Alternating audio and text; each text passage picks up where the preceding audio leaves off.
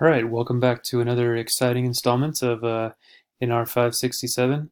This begins Module 2. This is Part 1, and this lecture will likely to be divided into two parts as well within Part 1 of Module 2. So in this module, we'll look at federal land management agencies, administrative rulemaking and planning. We'll talk about specifically how rulemaking and plays a part in NEPA and planning, and also the different types of analyses that are performed under NEPA, the different levels of analysis. So encased in NEPA is this paradigm of the rational, comprehensive, or synoptic planning. So synoptic planning is a rational process that starts with a goal. We gather data, we develop alternative approaches, and objectively analyze whatever it is that's going to take place. We make predictions and a rational decision of which alternative best meets our goals should be the end goal of the document that we're preparing. It's found in numerous statutes around NEPA that you'll see in your reading, and we'll talk more in depth about. And it has its roots in this progressive era that we had talked about during some of the last lectures. This belief in mankind's ability to improve the environment and social conditions, and the belief in the power of science and people possessing areas of expertise to help make better decisions and to plan better.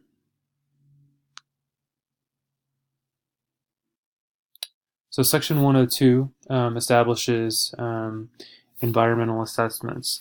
So whichever lead agency is,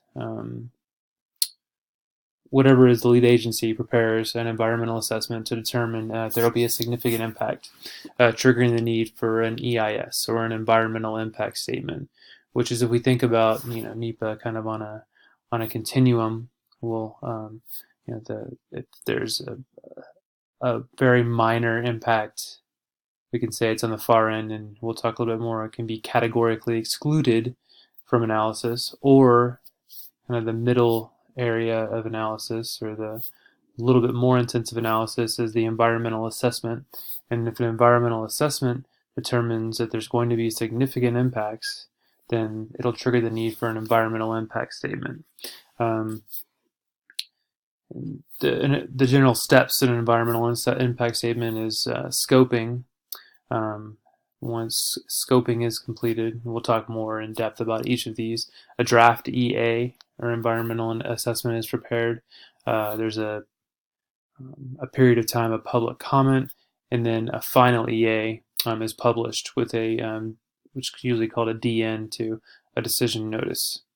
And this will disclose any direct and indirect and cumulative effects of the project. And so a lot of EAs are prepared. So you can see 45,000 EAs prepared annually, with only about 450 environmental impact statements prepared a year. So a lot higher cost obviously comes with an EIS, but it's a much larger project. And sometimes all these steps are kind of just skips. Whenever there's a project that is going to have a significant impact, it's known that it's going to have a significant impact, they'll automatically just move to an EIS. For instance, I worked on a project that was an open pit copper mine that was being planned in National Forest in near Tucson, Arizona, and because it was a very large project, there was no need to do any type of EA or anything like that. We just jumped straight into an EIS because it was well known that it was going to be a significant impact to the environment.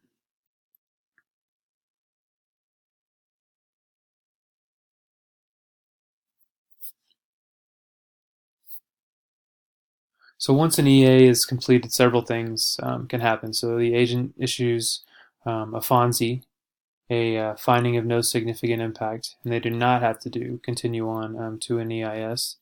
Um, they they find that there will be some impacts, but the issues can be mitigated, and so then they call this a mitigated FONSI, again, where an EIS isn't necessary, but some things require some mitigation. This can be, plans for reclamation or plans to address water quality impacts or things like that. So there are going to be significant impacts, but they can be mitigated within the document, and they do not need to proceed to the most in-depth level of analysis, which is the environmental impact statement, the EIS. Or alternatively, they could decide that they need an EIS, that there's going to be significant impacts, and that a more in-depth analysis needs to occur.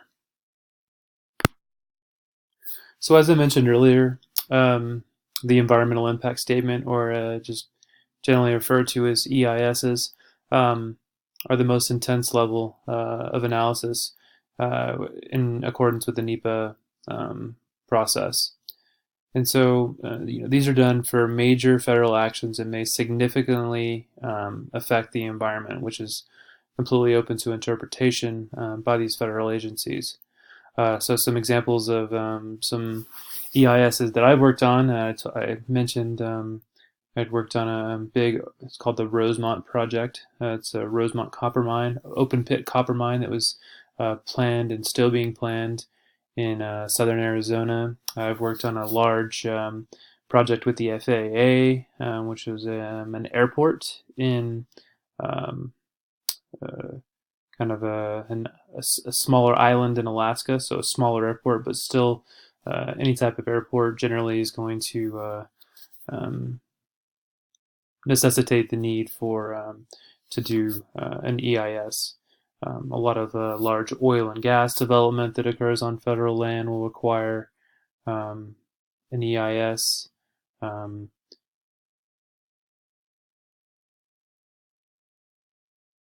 lot of times there'll be thousands of acres where they want to put oil and gas wells on, and which will require an EIS.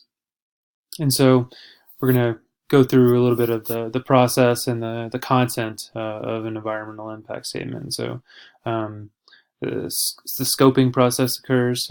So this is generally where the proposed action is explicitly identified. There might also be some alternative actions that are identified, and the agency almost always identified the preferred alternative. So there'll be different alternatives that they'll look at, usually compared with a baseline of a no action alternative, so them not doing anything, compared to multiple alternatives, but also at the same time having a preferred alternative within that plan. So then once the scoping process has been done, they'll start to write the draft EIS. So then once the draft EIS is developed, it'll be opened up and released for public comments. This gives the public the opportunity to provide their input. And I've worked on some projects where you get comments from all types of agencies and all types of stakeholders. So we've gotten comments from the general public that are held at general meetings. You get a lot of comments from environmental groups that are looking to get certain levels of analysis done that may have not been included in the draft EIS, as well as state agencies that want to comment. Just a wide variety of comments are fielded during this public comment process, and can be a pretty contentious area, especially with projects that are contentious in nature, such as oil and gas development, fracking, things like that. So once these public comments are fielded, they're reviewed by the different resource teams that are working on the EIS. There's a response to the comments that's issued. It's also published in the final EIS, And so a lot of times in response to these comments, there'll be updates from this draft to final EIS. So like, you know, for example, some of the comments may say that the water quality testing has not been, you know, the methods for the water quality assurance didn't meet the standards of what the EPA requires, or something like that. So the public can request that a more intense analysis is done.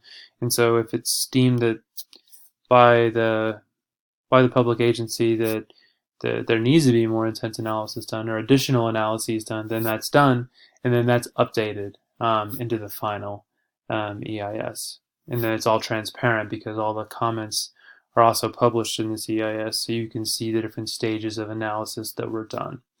Once the final EIS is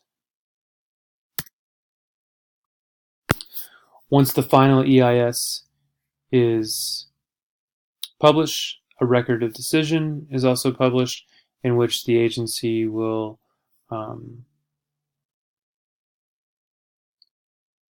provide which alternative it's chosen throughout this process.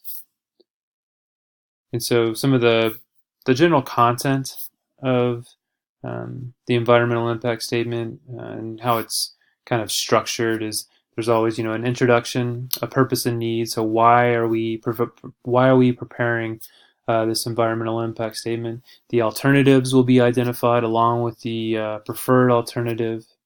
The affected environment will be included. So what's going to happen? Where is it going to happen? Or specifically, I guess, more where it's going to happen. And then the environmental consequences are what's going to happen in that environment. You know, if there's a stream or a river that's within this environment, what are the environmental consequences of this project on that stream? What is its impact on water quality? How is it impacting the wildlife? How is it impacting the fish populations that are in this area? So that's all determined and disclosed within this document, and fills these content sections.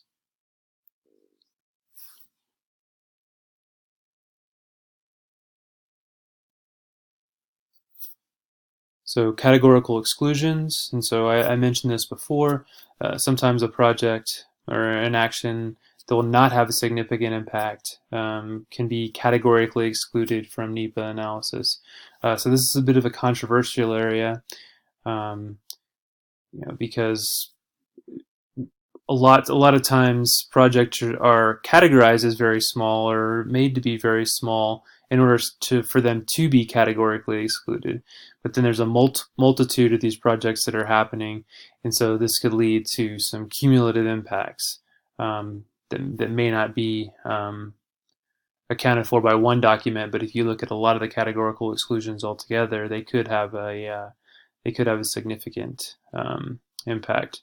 And so there's a lot of exemptions also that can have a project fall into this category, and it's an issue of debate that we'll talk a little bit more in detail about when we get to some of the more the controversies around categorical exclusion.